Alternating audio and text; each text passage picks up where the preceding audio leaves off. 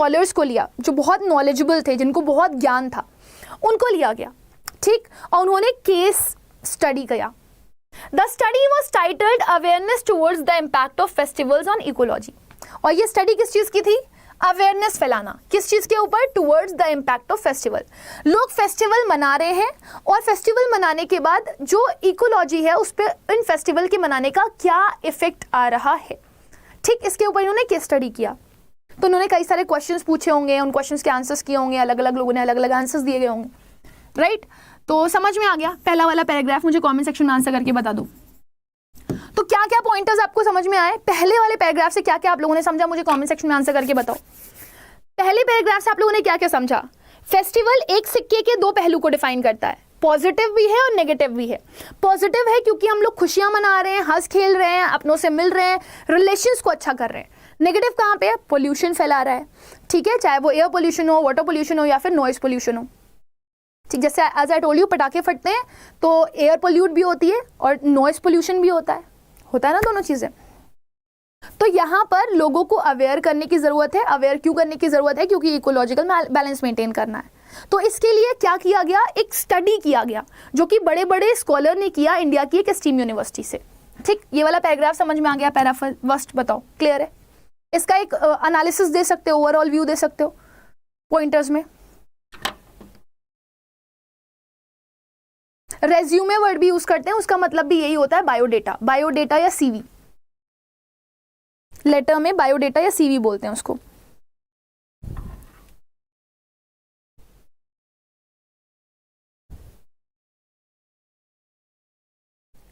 मैंने आपको answer writing के ऊपर एक पूरा वीडियो बना करके दिया, आपने शायद उसे देखा नहीं, उसे देख लो। हाँ, दोनों पॉजिटिव और नेगेटिव इफेक्ट देता है। वेरी गुड, ठीक, वेरी गुड। अब हम सेकंड वाले पैराग्राफ पे, ध्यान से बस आपको पढ़ने की जरूरत है, थोड़ा सा पेशेंस के साथ पढ़ोगे बहुत इजीली आंसर कर पाओगे। There were two main objectives. अब जो ये केस स्टडी हो रही है, उन्होंने दो ऑब्जेक्टिव सोचे हैं स्टडी के। The first one was to assess the awareness level among people about ecological protection during festives. तो पहला इन लोगों ने ये जानना था कि लोग कितना ज़्यादा अवेयर है, कितना अवेयरनेस है लोगों के अंदर कि जब वो फेस्टिवल में सेलिब्रेशन करते हैं और जो सेलिब्रेशन में चीज़ों का इस्तेमाल करते हैं उससे कितना इकोलॉजिकल प्रोटेक्शन हो पाता है या कितना इकोलॉजिकल बैलेंस हम मेंटेन कर पाते हैं। तो पहला तो लोगों को अवेयर करवाना है, लोग कितना अवेयर हैं। Exploring solution to bring awareness about celebrating festivals without harming ecology was the second objective. ठीक, तो दो ऑब्जेक्टिव क्या क्या पता चले कि कितना अवेयर है, how many peoples are aware, कितने लोग अवेयर है, ठीक। और दूसरा क्या है कि कितने लोग इकोलॉजिकल बैलेंस को मेंटेन कर पाते हैं सेलिब्रेशन करते करते। तो सेकंड इनका क्या था ऑब्जेक्टिव? सेकंड था इकोलॉजिकल बैलेंस प्लस फेस्टिवल, इसका बैलेंस मेंटेन करना, ठीक, आ गया समझ में? तो दो ऑब्जेक्टिव आपने यहां से पढ़ लिए। The method use to collect data was a simple questionnaire. अब क्या मेथड यूज किया गया? आपसे अगर ये पूछा जाए कि यहाँ पर जो इन्होंने मेथड यूज किया वो कौन सा मेथड था? सिंपल से क्वेश्चन पूछे। कितने क्वेश्चंस थे? 6 क्वेश्चंस थे। कितने लोगों के साथ शेयर किए गए? 50 लोगों के साथ। कहाँ पर? Across 4 selected district of a state.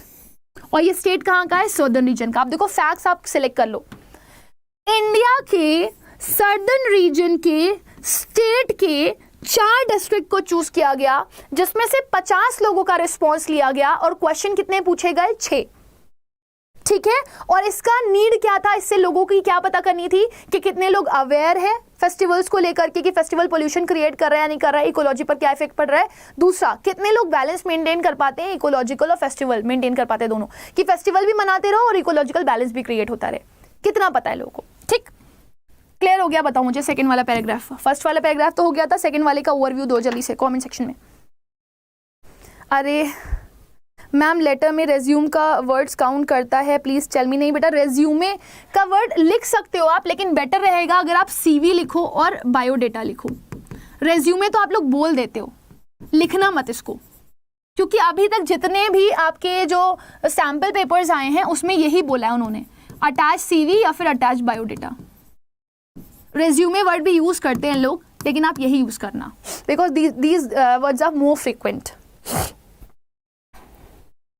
चलो इवनिंग में बेटा 5 बजे। Ma'am you are also a thing of beauty. Rubaika ma'am, हाँ बेटा बोलिए।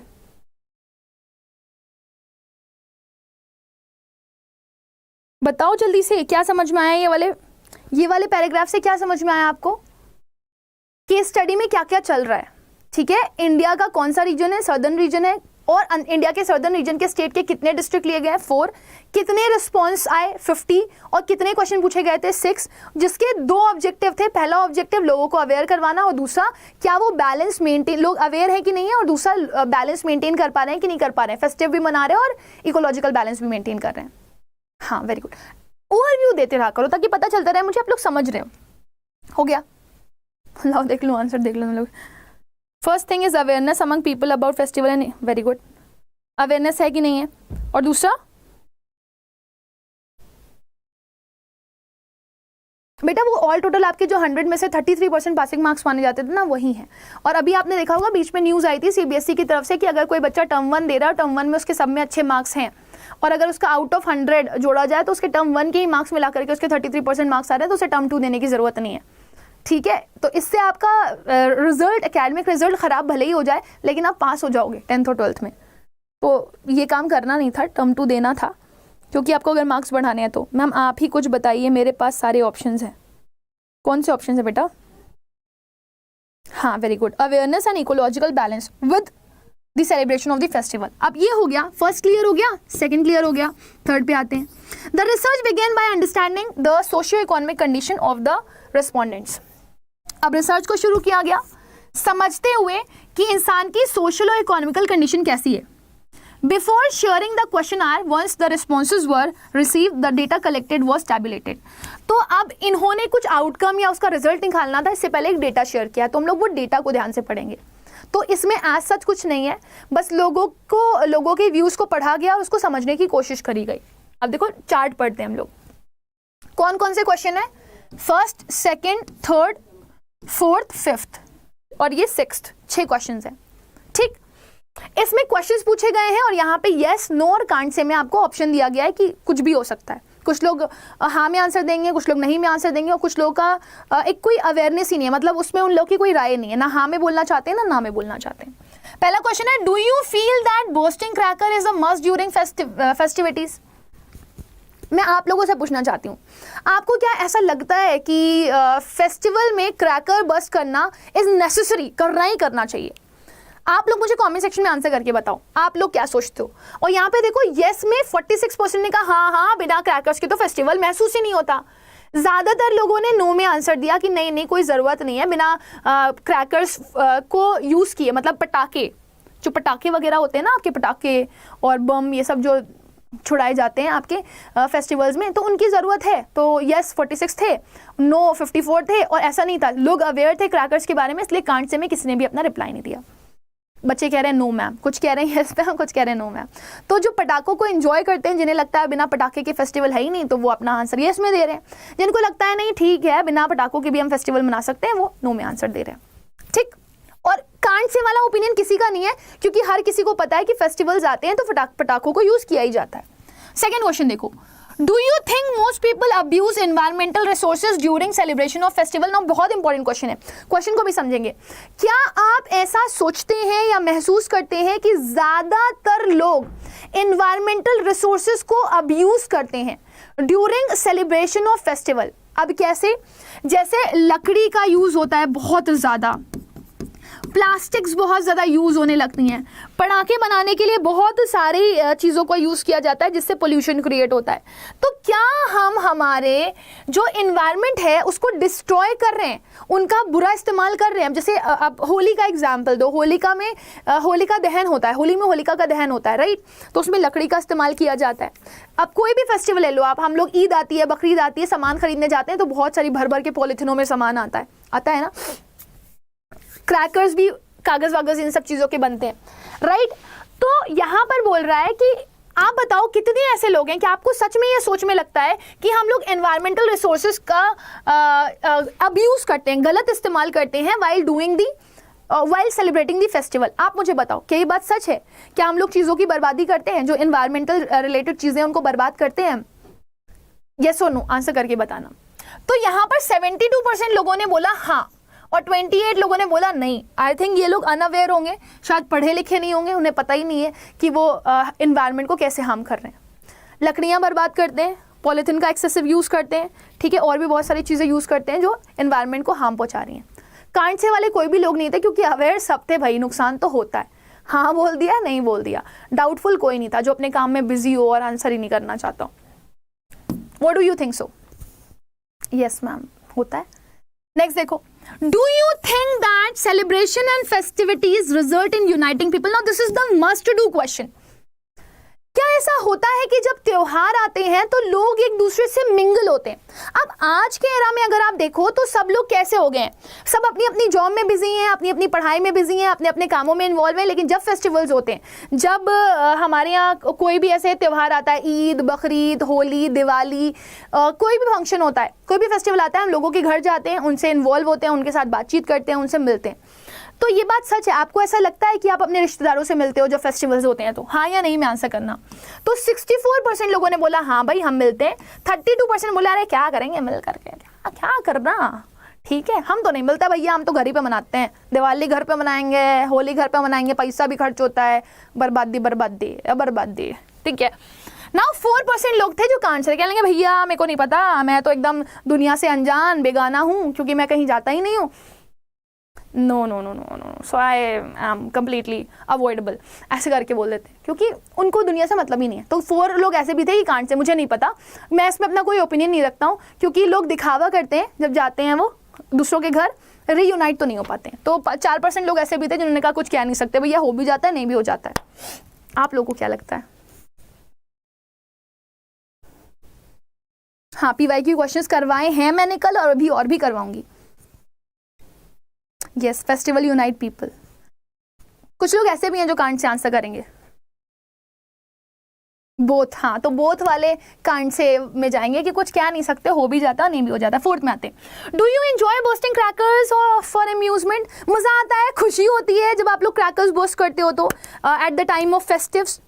कौन कौन, पहले तो बताओ कौन कौन क्रैकर्स का यूज करता है? मजा आता है, पटाखे की आवाज़ सुनते हो, खूब सारे फुलझड़ी यूज़ करते हो और ऐसे छोटे छोटे से वो क्या होते हैं, नाग, सांप और अनार, कौन कौन से होते हैं क्रैकर, सबको बर्स्ट करते हो तो बड़ा मज़ा आता है ना, अम्यूजमेंट होता है, एंजॉयमेंट होता है। ये सुनो 68% कह रहे थे हाँ भैया क्रैकर छुड़ाते हैं तो एंजॉयमेंट तो होता है, आवाज़ें आती हैं, जश्न मनता है, मज़ा आता है। 32% कहेंगे नहीं ऐसा कुछ नहीं है, हम लोग बिना पटाखों के भी फेस्टिवल मना लेते हैं तो ऐसा कुछ खास अम्यूजमेंट भी नहीं होता, हमें तो नहीं आता अम्यूजमेंट। कुछ कह रहे हैं यस, कुछ कह रहे हैं नो। हाँ कह रहे मैम हम नहीं करते, बहुत कह रहे बहुत मज़ा आता है। हाँ तो नुकसान भी होता है बेटा बहुत सारे लोगों का, क्योंकि बहुत सारे केसेस हुए हैं, कितने लोगों ने अपनी आँख ख़राब कर ली क्रैकर छुड़ाते टाइम, कितने लोगों के हाथ पैर खराब हो गए इस चीज़ को करते हुए। तो ये 4th क्वेश्चन है जिसमें पॉजिटिव में ज़्यादा रिस्पॉन्स आया है कि मज़ा आता है, नेगेटिव मतलब नहीं मज़ा आता है में कम रिस्पॉन्स आया। 5th देखो, do you feel pressured to burst crackers during festivals as an expectation of your social status? अच्छा क्या आपने ऐसा कभी महसूस किया कि मान लो हम त्यौहार मना रहे हैं, हमारे जो पड़ोस वाले घर के लोग हैं वो त्यौहार नहीं मना रहे, राइट तो क्या हम एक्सपेक्ट करते हैं अरे यार ये तो अनार ही नहीं जला रहे, अरे ये तो बम ही नहीं फोड़ रहे, ये तो फुलझड़ियाँ ही नहीं छुड़ा रहे, कितने अजीब लोग हैं, फेस्टिवल ही ढंग से मनाने नहीं आता।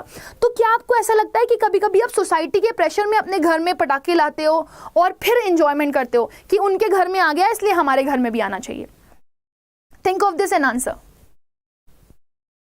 क्रैकर है या बॉम्ब? बेटा पटाखे उसमें सब कुछ आ जाता है, आपका सुतली बॉम्ब और अनार और फुलझड़ी और सब कुछ, जितने भी लेना चाहो सब ले सकते हो। I used when I was a child, but now it seems waste. Definitely it's a waste. कुछ लोग तो गोलियां भी शूट करते हैं भाई Diwali just rifle. No ma'am, तो प्रेशर नहीं आता, मुझे ऐसा लगता है कि प्रेशर आता है।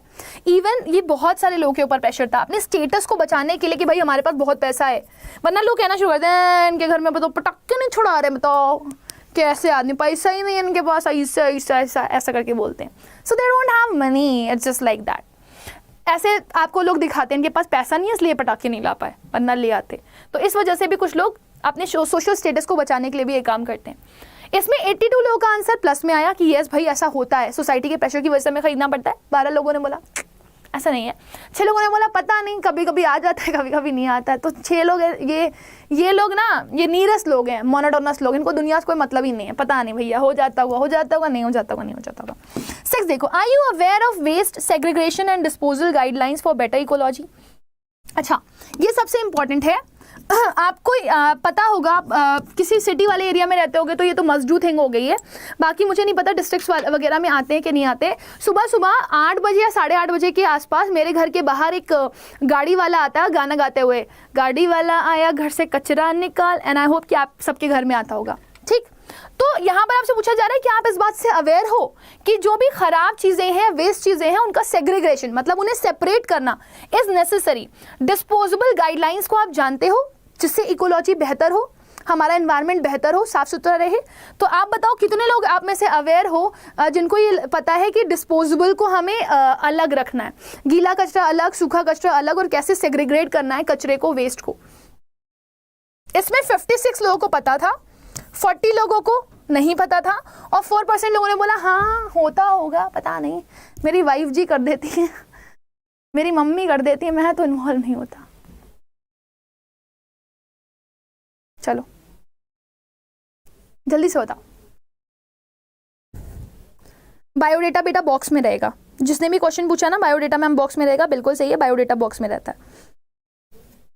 अभी इवनिंग में पूरा मैं राइटिंग सेक्शन का एक रिवीजन करवाऊंगी, उसमें जरूर कनेक्ट होइएगा, सब कुछ करवा दूंगी।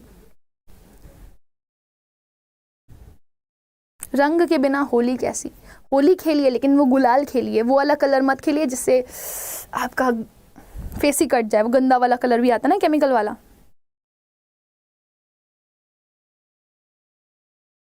हाँ ये तो मुझे भी लगता है कोई बम ना फोड़ दे अचानक से। ग्रेट ग्रेट ग्रेट ग्रेट, ठीक है। तो अच्छा, अगर आपको पता है कि आपके घर के बाहर गाड़ी वाला आता है, वो कहता है कचरा निकालो, तो ऐसा तो नहीं आप में से कितने भाई ऐसे हो कि मम्मी इसको भेजो, इसके जाने का टाइम आ गया। तो ऐसे होता है ना, जब बहनों की शादी वादी होने वाली होती है घर पे, तो मम्मी से क्या करके भाई भगवा देते हैं बहन को, इनको ले जाओ, कचरे वाला कचरा लेने के लिए आया है। ठीक, तो ये चार्ट आप लोगों ने पढ़ लिया। इसमें केस स्टडी में आप लोगों ने पहला क्वेश्चन पढ़ा, क्रैकर बर्स्ट करने वाले फेस्टिवल पे ज्यादा लोग कम हैं, मतलब जो ज्यादा आंसर नो में दे रहे हैं, और कम में आंसर यस दे रहे हैं। ठीक है, तो इस डेटा को आपने पढ़ लिया। इस डेटा के रेफरेंस पे हम लोगों ने एक एक करके क्वेश्चन का आंसर देना, क्वेश्चन आपको अभी आगे मिलेगा। आगे बढ़ते हैं। अब देखो, अब स्टडी पढ़ ली ना, अब इन्होंने स्टडी का एनालिसिस किया। अब होता है ना जब ये लोग केस स्टडी बना लेते हैं तो केस स्टडी का एनालिसिस करते हैं। तो कह रहा है the study recommended the imposition of strict rules and regulations as oppose to a total ban on all festive activities which has a drastic impact on our environment. तो कह रहे हैं जो एक्सपर्ट्स हैं, जो बहुत एक्सपर्ट्स हैं, स्कॉलर्स हैं, उन्होंने कहा कि जब मैंने केस स्टडी किया ना तो मुझे पता चला बाप रे, इन लोगों को समझाना बहुत जरूरी है। तो रिकमेंडेशन ये आई कि भैया स्ट्रिक्ट रूल्स अपोज किए जाएं, रेगुलेशन इम्पोज किए जाएं, कि एक कंप्लीट बैन लगा दो भाई, फेस्टिव एक्टिविटीज नहीं होंगी। जैसे ये क्रैकर्स वैकर्स यूज करते हो ना आप लोग, ये सब आप नहीं करोगे। एक्सेसिव जितना भी आपका फेस्टिवल एक्टिविटीज है उनको बंद कर दो, खत्म कर दो, इनको पटाखे वड़ाके छुड़ाना एकदम बंद कर दो। अगर हम डेटा का एनालिसिस करें तो उससे तो साफ साफ यही लग रहा है कि इसको बंद कर देना चाहिए एक्टिविटीज को, नहीं तो बहुत गंदा इफेक्ट पड़ेगा हमारे एनवायरनमेंट पे। तो सीधे इन्होंने बोल दिया भाई बहुत खतरनाक हालत है, बंद कर दो उसको। The researchers believe that such measures would help in harnessing some ill effects that add to the growing pollution and suggested further studies be taken up across the country to assess awareness about ecological degradation. Researchers का क्या मानना है कि अगर कुछ measures लिए जाते हैं इस तरह के तो वो हेल्प करेंगे कि हम लोग जो हमारे एनवायरनमेंट के ऊपर जो गंदा इफेक्ट पड़ रहा है, जो पोल्यूशन बढ़ रहा है, वो एटलीस्ट कम हो जाएगा अगर हम इस तरह के फॉरेन एक्शंस लेंगे तो। और उन्होंने ये भी सजेस्ट किया कि स्टडीज भी taken up across the country, पूरी कंट्री में ये हम लोग को केस स्टडी करनी चाहिए। अभी तो हम लोगों ने डिस्ट्रिक्ट के कुछ जगह की ही केस स्टडी करी, ये केस स्टडी पूरे भारत में होनी चाहिए, ये सलाह आई। तो ये सब क्या है ना, ये हमारे जो स्कॉलर्स हैं उनका सजेशन आया है कि ये चीज़ें करनी चाहिए। पहले तो फेस्टिव एक्टिविटीज़ पे बैन लगा देना चाहिए ताकि एक थोड़ा अच्छा इम्पैक्ट देखने के लिए मिले, नहीं तो बहुत बुरा नुकसान हो जाएगा हमारा, बहुत ज़्यादा पोल्यूशन हो जाएगा। इससे अगर हमें बचना है तो हमें इमीडिएट स्टेप लेना पड़ेगा। और केस स्टडी केस स्टडी पूरी की पूरी हमें कहाँ करनी पड़ेगी, हमारी कंट्री में। अभी तक कहाँ की स्टडी करी थी इन्होंने, ये देखो एक छोटी सी स्टडी करी थी, ये वाली स्टडी 4 सिलेक्टेड डिस्ट्रिक्ट्स, 4 डिस्ट्रिक्ट में ही हुई थी ये, किसी एक स्टेट के 4 डिस्ट्रिक्ट में ही हुई थी, लेकिन ये ऑल ओवर द कंट्री करनी चाहिए, ये सजेशन आ रहा है एक्सपर्ट्स की तरफ से। अब आए लास्ट पे 4th वाला। पहले तो बताओ ये समझ में आ गया, ये कौन सा था, 1st 2nd 3rd 4th, ये वाला समझ में आ गया। तो यहाँ पे बेसिकली आप बोल सकते हो कि यहाँ पे सिर्फ ऑथर के सजेशन आए, ऑथर ने सजेशन दिया। अवेयरनेस अगर बढ़ानी है तो सबकी केस स्टडी करनी पड़ेगी और फिर उनको अवेयर करना पड़ेगा। हाँ बेटा, बायोडेटा बॉक्स में लिखा जाता है, इसको मैं 5-6 बार बता चुकी हूँ, बायोडेटा बॉक्स में ही लिखना है, ठीक है मैम। पैसेज की भी प्रैक्टिस करवा दो। एक पैसेज की प्रैक्टिस करवा चुकी हूँ जो डिस्कर्सिव है, ये दूसरे टाइप का पैसेज है जो फैक्ट बेस है, जो कि आप लोगों ने डिमांड किया था। ठीक, पढ़े आगे।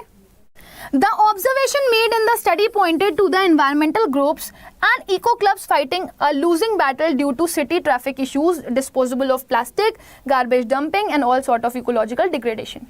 कह रहा है ये जो observation की गई, ठीक है ना,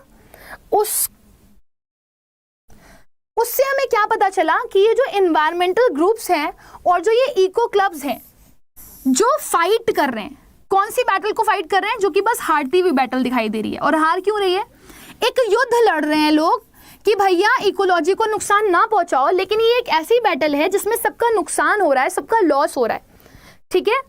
कैसे, किस वजह से, ट्रैफिक इश्यूज की वजह से। ट्रैफिक इश्यूज मतलब लोग जब गाड़ियाँ वाड़ियाँ चलाते हैं, हमने देखा होगा जाम वाम लग जाता है, फिर खूब हॉर्न मारते हैं वो लोग, और गाड़ियों में से जो धुआं बाहर निकलता है वो सब नुकसान पहुंचाता है हमारे एयर को। डिस्पोजेबल ऑफ प्लास्टिक, जो कि लैंड और आपका वाटर पोल्यूशन क्रिएट करता है, जला देते हो तो एयर पोल्यूशन हो जाता है। गार्बेज का डंप सही से ना होना, and all sort of ecological degradation हो रहा है, इससे पता चला ये केस स्टडी से। द रिसर्चर्स स्ट्रेस्ड, परेशान है वो, that the need of N R is increasing awareness among people to reduce ecological pollution which can be facilitated by celebrating all festival in an eco-friendly manner. तो कह रहे हैं भैया बहुत ज़रूरत है हमें लोगों को अवेयर करने की, अगर लोगों के अंदर अवेयरनेस नहीं आई ना तो बहुत दिक्कत हो जाएगी। तो आप लोगों को सबसे ज़्यादा ज़रूरत ये है कि आप फेस्टिवल मनाओ, लेकिन ऐसे फेस्टिवल मनाओ कि उसमें जो इकोलॉजिकल बैलेंस है उसको हम मेंटेन करके चलें, ठीक। अगर ये नहीं हुआ तो बहुत दिक्कत में हम लोग पड़ सकते हैं। गॉट इट, समझ में आ गया इतना। सो द रिसर्चर्स स्ट्रेस्ड, उन्होंने इस चीज़ पर फोकस किया है कि यही वो समय है जब हमें अवेयरनेस को बढ़ाना पड़ेगा लोगों के बीच में, ताकि हम लोग इकोलॉजिकल पोल्यूशन को कम कर सकें। और हम जब इकोलॉजिकल पोल्यूशन को कम करेंगे, चाहे वो ट्रैफिक जैम की वजह से हो रहा हो, चाहे वो वेस्ट की वजह से हो रहा हो, चाहे वो पटाखे वगैरह छुड़ाने की वजह से हो रहा हो, तो जितने भी फेस्टिवल हैं हमें उन्हें इको फ्रेंडली बनाना पड़ेगा, ठीक। अगर आप जा रहे हैं अपने रिश्तेदार के घर तो कोशिश करें कि आप का आसपास का जो रिश्तेदार है उसके घर आप ऐसे ही चले जाएं, बाइक का यूज़ ना करें, कार का यूज़ ना करें, ठीक। चलो, I hope this is quite clear. और बहुत ज़्यादा वेस्ट का यूज़ ना करें, डिस्पोजेबल का यूज़ ना करें। बर्तन रहते हैं, नॉर्मल बर्तन आप यूज़ करिए और उसको धुलवा लीजिए, कोई धुलवाने वाला रख लीजिए। डिस्पोजेबल वाला जो वो वाले डिस्पोजेबल होते हैं ना, प्लास्टिक डिस्पोजेबल, उन्हें यूज़ ना करें। अभी शुगर केन वाले डिस्पोजेबल आ गए, उन्हें यूज़ करें। तो ये हो गया आपका पूरा पैराग्राफ। समझ में आ गया आप लोगों को? मुझे कमेंट सेक्शन में आंसर करके बताइए। पढ़ लिया डेटा चार्ट, पढ़ लिया पैराग्राफ?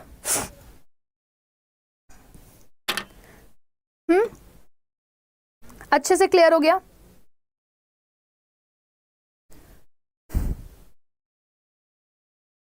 समझ में आ गया यहां तक? कोई कंफ्यूजन तो नहीं? क्वेश्चन करें अब। Ma'am what to choose report और एप्लीकेशन फॉर जॉब। बेटा आपको क्या अच्छे से तैयार है? अगर आपको जॉब एप्लीकेशन फॉर्मेट अच्छे से तैयार है, आपने उस पर प्रैक्टिस की हुई है, तो लास्ट मिनट पे मैं आपको अपनी स्ट्रैटेजी चेंज करने के लिए नहीं बोलूँगी। बट हाँ, अगर आपने थोड़ा सा राइटिंग स्किल्स आपकी अच्छी हैं तो मैं आपको सजेस्ट करूंगी कि आप राइटिंग सेक्शन करो, क्योंकि वो रिपोर्ट राइटिंग करो, क्योंकि रिपोर्ट राइटिंग कम लोग अटेम्प्ट करते हैं, उसमें मार्क्स आने के चांसेस ज़्यादा होते हैं. ओके वही तो बात है, कभी कभी प्लास्टिक बैन हो जाती है फिर चलने लगती है. चलो अब देखो पहला क्वेश्चन यहाँ पे आ रहा है. क्या क्वेश्चन है सुनना. Why do the researchers call pollution the flip side of festival? आपको कमेंट सेक्शन में आंसर ये बताना है कि जो फेस्टिवल्स है ना, फेस्टिवल्स को दूसरा पहलू क्यों कहा जा रहा है पोल्यूशन का. तो आपको ये कहां से कनेक्ट करना पड़ेगा कि भाई लोग फेस्टिवल मनाते तो हैं, ठीक है, लोग वहाँ पे यूनाइट होते तो हैं, लेकिन उसके अलावा वो बहुत सारी ऐसी चीज़ों का इस्तेमाल करते हैं जिससे इकोलॉजिकल बैलेंस में प्रॉब्लम आ रही है, इकोलॉजिकल बैलेंस में, राइट. तो जो प्रॉब्लम्स आ रही हैं वो कहाँ पे आ रही हैं कि वो चीज़ें जो हम इस्तेमाल कर रहे हैं अपने फेस्टिव के दौरान, तो इसी वजह से इसे फ्लिप साइड ऑफ पोल्यूशन भी कहा जा रहा है. फेस्टिवल को फ्लिप साइड ऑफ पोल्यूशन कहा गया है, या pollution the flip side of festival बोला गया. ठीक, तो बताओ जल्दी से क्या आंसर लिखोगे आप.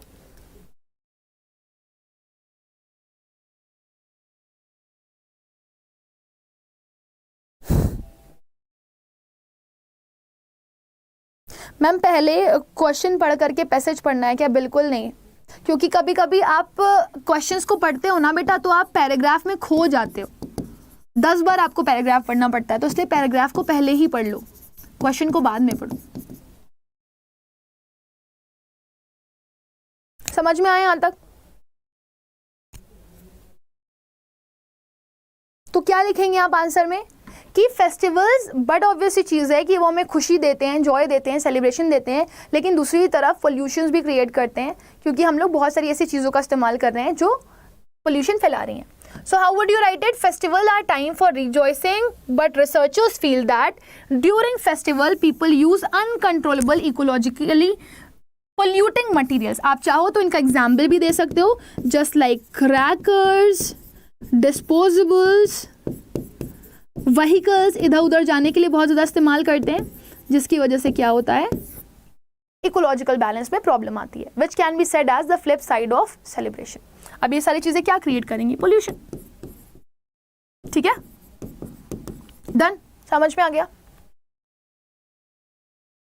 हाँ, while celebrating festival we enjoy but we also use some kind of material which are not at all good for our environment and they create pollution. Examples में चाहो तो आप लिख लो, we use crackers, we use disposables, we use vehicles, और इन सब की वजह से क्या होता है, पोल्यूशन होता है. That is the flip side of celebration. ठीक, आगे देखो. Question 2, comment on the significance of the second objective of the study with reference to the line 7 and 12. तो आपने देखा था कि जब हमने सेकेंड पैराग्राफ पढ़ा था तो उसमें हमें 2 ऑब्जेक्टिव्स दिखाए गए थे, पहला ऑब्जेक्टिव और दूसरा objective. So what were the 2 objectives. पहला तो ये था कि लोगों को अवेयर करना है, और दूसरी चीज़ क्या थी कि हम फेस्टिवल को मनाएं, प्लस किसके साथ, इकोलॉजिकल बैलेंस के साथ. यही तो था. अब देख रहे हो पैराग्राफ में जाने की भी आपको जरूरत नहीं पड़ रही, आपको एक आइडिया मिल जा रहा है कि हमने कौन से पैराग्राफ में पढ़ा था.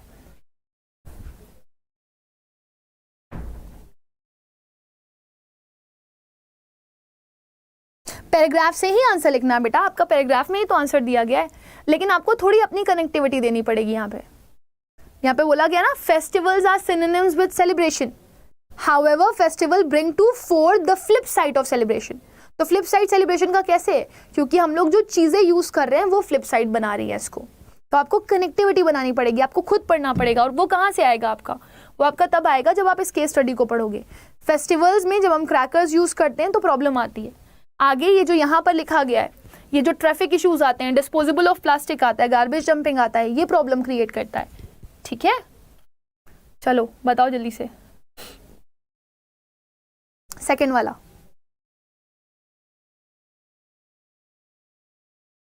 बिल्कुल, अभी मैं एक वीडियो बना दूंगी, आप क्यों परेशान हो रहे हो, आई will make that so. This is not easy.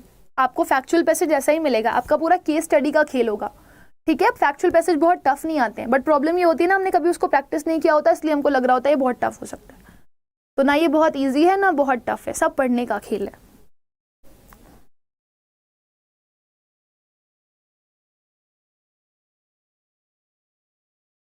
कोई बात नहीं.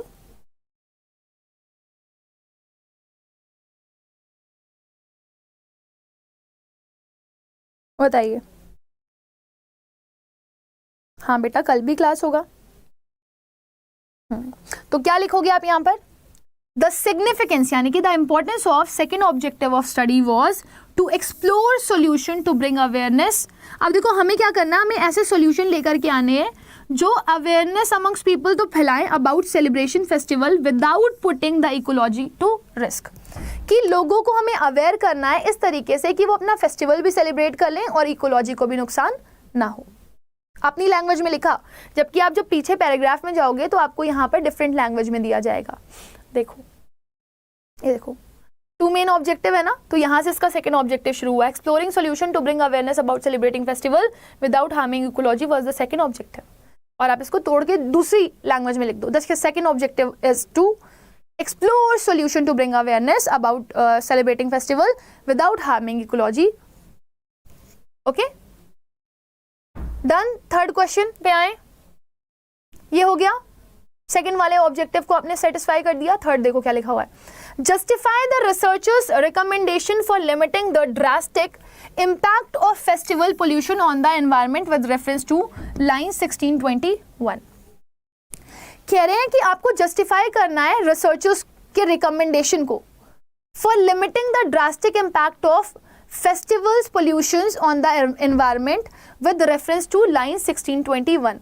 तो जो एक इम्पैक्ट होगा फेस्टिवल के ऊपर, फेस्टिवल पोल्यूशन के ऊपर on the environment with reference to line 1621 तो आपने आपका जो रिसर्चर्स का रिकमेंडेशन आया आपको उसको एक्सप्लेन करना था कि जो रिसर्च हमें रिकमेंड कर रही है, आफ्टर रिसर्च जो रिसर्चर ने हमें रिकमेंड किया वो क्या रिकमेंड किया कि हमें क्या करना चाहिए, व्हाट वी शुड डू, ऐसा हमें क्या करना चाहिए जिससे एक ड्रास्टिक चेंज आ जाए और लोग जो ये फेस्टिवल के टाइम पर नुकसान करते हैं, पोल्यूशन फैलाते हैं, वो पोल्यूशन ना फैले। तो आपका ये वाला जो आंसर था वो केस स्टडी के बाद जो नेक्स्ट वाला डेटा का एनालिसिस आया था उसमें था, जो it might be 4th paragraph I think, है ना।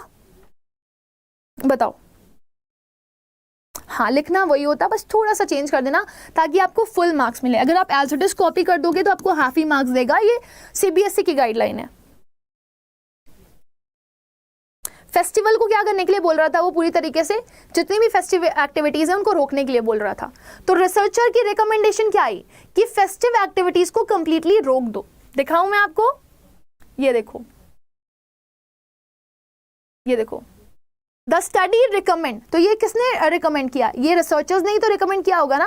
Imposition of strict rules and regulation as oppose to a total ban on festive activities. So what they are saying कि एक टोटल बैन लगा दो फेस्टिव एक्टिविटीज पे, जिसकी वजह से एक ड्रास्टिक इम्पैक्ट आएगा हमारे एनवायरमेंट पे।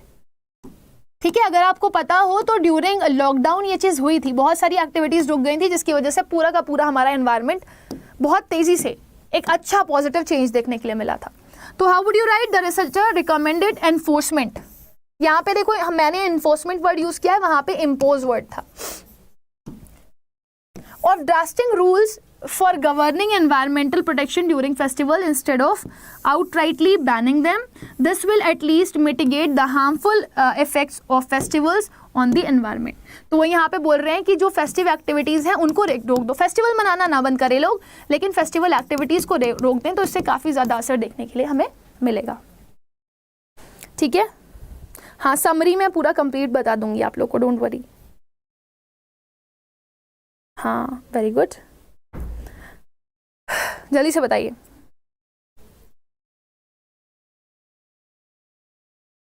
क्लियर?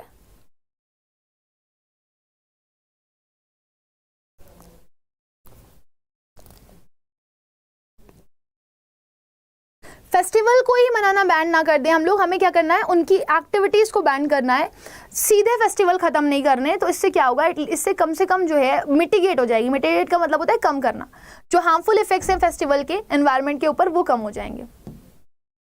ठीक, आगे देखिए चार्ट वाला question. Why do the researchers feel that environmental groups and eco clubs are fighting a losing battle in the given scenario? आपको बताना है कि जो रिसर्चर्स हैं वो ऐसा क्यों महसूस कर रहे हैं कि हम लोग एक ऐसी बैटल को लड़ रहे हैं, एक ऐसे युद्ध को लड़ रहे हैं जो कि हम ऑलरेडी हार चुके हैं। So why they said that so, इन्होंने ऐसा क्यों बोला बताओ।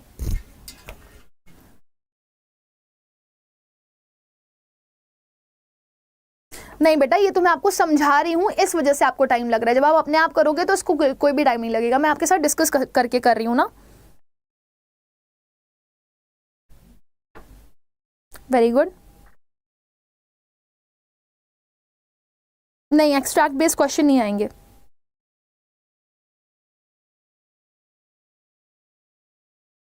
फैक्चुअल पैसेज में मीनिंग नहीं पूछे जाते बेटा। फैक्चुअल पैसेज में आपका जो आपका चार्ट दिया गया होता है और जो आपका फैक्चुअल डेटा दिया गया होता है उस पर बेस्ड क्वेश्चंस होते हैं। तो आप मुझे कमेंट सेक्शन में याद से करके बताओ, जो इन्वायरमेंटल ग्रुप्स हैं और जो इको क्लब्स हैं, उनके रिसर्चर्स को ये क्यों लगता है कि वो एक ऐसा युद्ध लड़ रहे हैं जो कि वो ऑलरेडी हार चुके हैं। हार क्यों चुके हैं? क्योंकि पोल्यूशन ऑलरेडी इतना सारा फैल चुका है ना। हम लोग ट्रैफिक की वजह से पोल्यूशन फैला रहे हैं, हम लोग इतना ज़्यादा वेस्ट कर रहे हैं, उससे पोल्यूशन हो रहा है। तो लास्ट वाले पैराग्राफ में आपका ये आंसर था। रिसर्चर्स क्या फील कर रहे हैं कि जो इन्वायरमेंट ग्रुप है और जो इकोलॉजिकल फ्रेंड के रिसर्चर्स हैं, वो क्या, इकोलॉजिकल क्लब के जो रिसर्चर्स हैं वो क्या कहना है कि हम लोग एक ऐसी बैटल को लड़ रहे हैं जो ऑलरेडी हम हार चुके हैं। क्यों? क्योंकि जो सिटीज़ और टाउन्स हैं वो ऑलरेडी पोल्यूटेड हैं, पहले से पोल्यूटेड हैं। क्यों? क्योंकि बहुत सारा ट्रैफिक है वहाँ पर और बहुत सारा प्लास्टिक यूज़ हो रहा है वहाँ पर, अनसाइंटिफिक मेथड्स भी हैं वहाँ पर, गार्बेज का डंप तो हो रहा है लेकिन वो रिसाइकल नहीं हो पा रहा। Added to this, the researchers feel that with the unbridled use of polluting materials during festivals are leading the cities and the towns towards an ecological disaster. So अब ये जो चीज़ें हम लोग कर रहे हैं टाउन्स और सिटीज़ में, जो इतना ज़्यादा हम लोग ट्रैफिक फैला रहे हैं, इतने सारे लोग हैं, उन्होंने इतनी सारी कार्स खरीद ली, बस खरीद ली, बाइक्स खरीद ली, सब जा रहे हैं बाहर निकल करके, वो ट्रैफिक क्रिएट कर रहा है। प्लास्टिक्स यूज़ कर रहे हैं, डिस्पोज कर रहे हैं, लेकिन उनको सही जगह पे डिस्पोज नहीं कर रहे हैं, वो रिसाइकिल नहीं हो पा रही, तो ये सब नुकसान पहुंचा रहा है ना। ठीक है, तो यही चीज़ है कि ऑलरेडी पोल्यूशन फैल चुका है, इस वजह से ये जो बैटल है वो ऑलरेडी लॉस्ट हो चुकी है,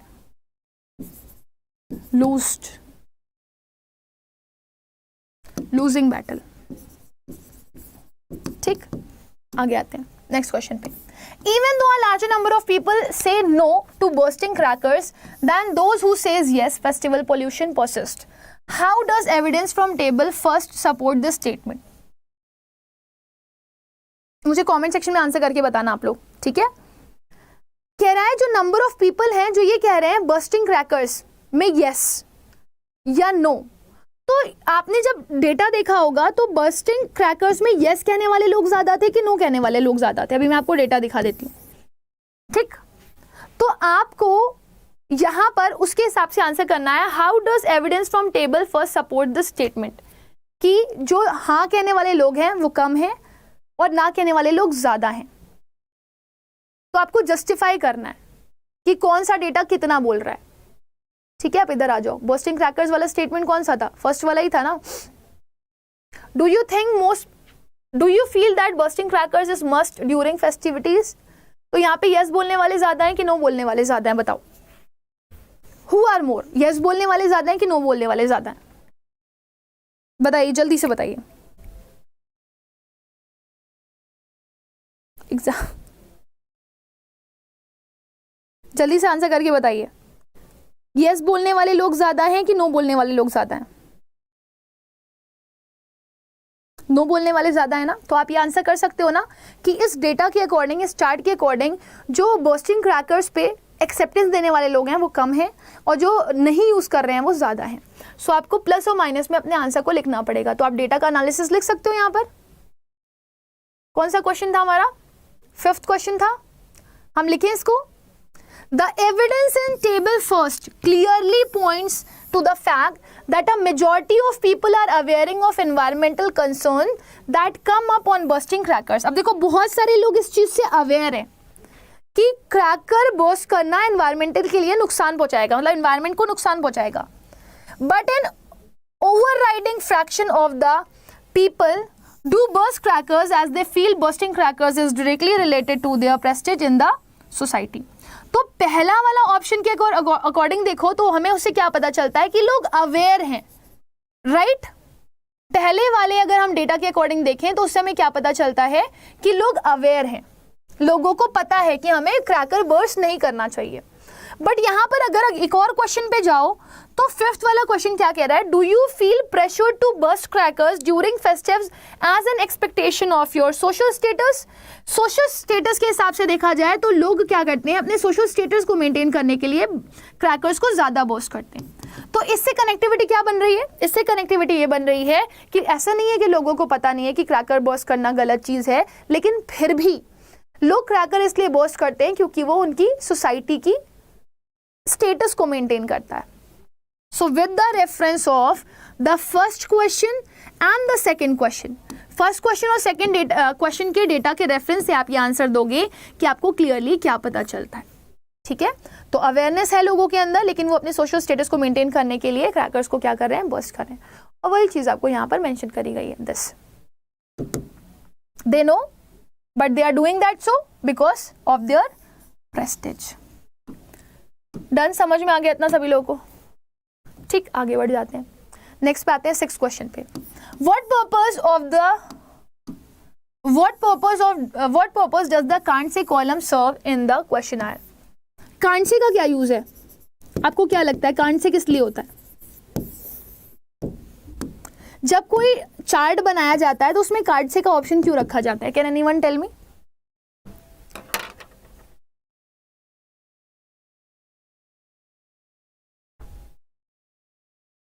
बेटा फॉर्मल इनविटेशन में आप जो फॉर्मल इनविटेशन लिखते हो उसको जब कार्ड में लिखते हो, जो कार्ड वाला होता है जो बहुत सारे लोगों को लिखा जाता है, उसको आप बॉक्स में लिखते हो, लेकिन बाकियों को आप बॉक्स में नहीं लिखते हो। ठीक है, तो बाकी लोग लिख देते हैं बट वो सही नहीं है, गलत है।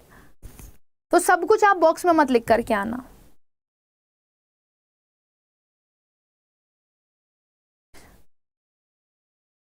वो लोग मतलब ही नहीं है उनको, कांसे वाला ऑप्शन उन लोगों के लिए होता है जिनको कोई लेना देना नहीं है, they are busy in their work. So जो कांसे ऑप्शन होता है आपका कॉलम में, उसका मतलब होता है ये वो लोग हैं who don't have any opinion, जिनके पास कोई ओपिनियन ही नहीं है अपना। They have no awareness related to that and they don't want to give any kind of opinion. जैसे कि आप जब इलेक्शन में जाते होगे तो एक आपका नोटा वाला ऑप्शन होता है, नन ऑफ द अबव, कुछ लोग वो दे करके आते हैं, तो उनका कोई ओपिनियन ही नहीं होता कि दोनों में से सही है कि नहीं सही है। तो they regarding both festivals and the related pollution during festival, ना उन्हें फेस्टिवल्स के बारे में कुछ पता है और ना ही वहाँ पे जो पोल्यूशन हो रहा है उसके बारे में पता है। सो ये उनको दिखा रहा है जिनका अपना कोई ओपिनियन नहीं है, जिन्हें कुछ नहीं पता। आई होप यहाँ तक क्लियर हो गया होगा आप लोगों को, समझ में आ गया? तो बेसिकली आपको आपका जो फैक्चुअल पैसेज है वो भी ऐसे ही करना है, पैसेज को पढ़ना है, डेटा को अच्छे से एनालाइज करना है, उसके बाद आपको क्वेश्चन के आंसर्स देने हैं। ठीक है, इसके अलावा आपके फैक्चुअल पैसेज को मैं और भी सैम्पल पेपर्स में करवा चुकी हूं, जो प्रीवियस पढ़े हुए हैं, आप उन्हें भी देख सकते हैं, उन्हें भी वॉच कर सकते हैं। समझ आ गया? चलो, तो अब मुझे ये बताओ, यहां तक तो क्लियर हो गया, हम लोगों ने रीडिंग कॉम्प्रीहेंशन की प्रैक्टिस कर ली, सारे फैक्चुअल और डिस्कर्सिव की, सर ने भी आपको आरसी की प्रैक्टिस करवा दी थी, चैप्टर्स भी हम लोगों ने बुक वाइज पढ़ लिए थे, कल हम रिविजन भी कर लेंगे उसका एक साथ। ठीक है, और बताओ आप लोग को और कौन कौन सी डिमांड्स है आप लोग की, और क्या आपको नहीं आता या जो आपको पढ़ना है, मुझे कमेंट सेक्शन में आंसर करके बताओ। अभी इस वीडियो के बाद 5 बजे मैं एक सेशन लेकर के आ रही हूँ जिसमें आपको कंप्लीट राइटिंग सेक्शन में करवाने वाली हूँ। ठीक है, कंप्लीट राइटिंग सेक्शन, एक एक चीज मैं करवाऊंगी और उसमें मैं आपको इंपॉर्टेंट क्वेश्चंस भी बताऊंगी कि कौन कौन से इंपॉर्टेंट क्वेश्चंस हैं जो आपको प्रैक्टिस करने हैं। इंपॉर्टेंट क्वेश्चंस कल करवाऊंगी, प्रीवियस ईयर क्वेश्चंस आपको दोबारा से कुछ करवा दिए, कुछ और करवाऊंगी। हाँ, कल रिवीजन क्लास जरूर होगी। और बताइए, और कोई डिमांड? ओके,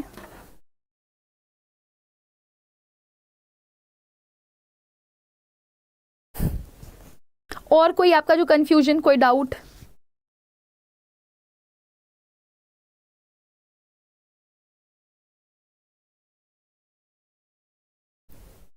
नहीं बेटा, एमसीक्यू टाइप में पैसेज नहीं आएगा। हरकत वही कर रही हूं बेटा, आप शायद अभी आए हो तब आपको ये लग रहा है।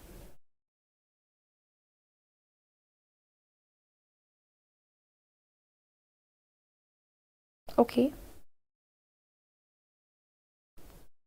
तो अभी आप लोग का कोई भी अगर डिमांड हो, जैसे बच्चों ने बोला था कि पेपर कैसे अटेम्प्ट करना है, तो उसके लिए I am not getting time but I will try to get out some time and I will make a video for that. ठीक है, बाकी हम लोग अगले सेशन में कनेक्ट होंगे। With this I have come to the end of the session. I hope कि आप लोग को एक ओवरऑल व्यू मिल गया होगा कि आपको फैक्चुअल पैसेज कैसे करना है, थोड़ा सा पेशेंस के साथ अगर आप आरसी को अटेम्प्ट कर रहे हो तो it would help you a lot.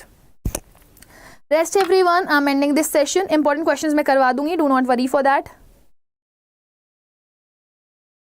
Okay, so bye bye everyone, take care, but do not forget to give your reviews after the video। आप मुझे ज़रूर बताइएगा कि आपको और क्या क्या पढ़ना है, ताकि हम लोग आपके लिए नंबर ऑफ सेशंस लेकर के आ पाएँ और आप अच्छे से पढ़ पाएँ। बस thank you everyone, bye bye, take care, may God bless you all. Thank you, lots of love. Theme में आप लोग को कल जब चैप्टर रिविजन करवाऊंगी तो उसी में थीम भी बता दूंगी। बाय।